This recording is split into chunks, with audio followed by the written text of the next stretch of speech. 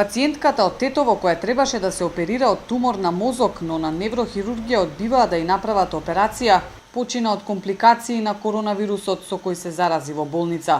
Семејството е крајно разочарано од негрижата и непрофесионалноста. Ја однесовме да излечиме, ја вративме почината, вели синот Жарко. 2 недели упорно се обидувале да стапат во контакт со болницата за да дознаат за состојбата на неговата мајка, но залудно. Единствениот повик што го добиле бил само за да им соопштат дека починала. Се сомневаат дека не добивала соодветна грижа. Ние, дознавме се колку е вистина, немале анестезиолог.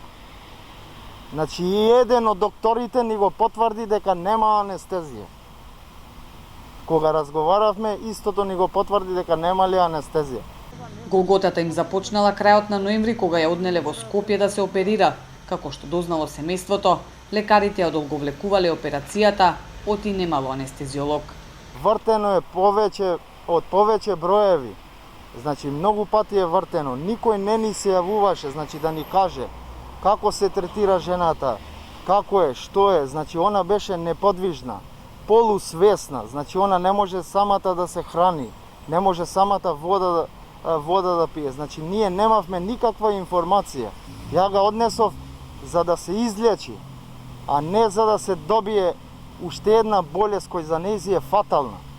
Жарко вели дека ќе бара правда и одговорност за случајот. Оти верува дека доколку мајка му ја оперирале навреме и не би се заразила со ковид во болница, се уште ќе била жива.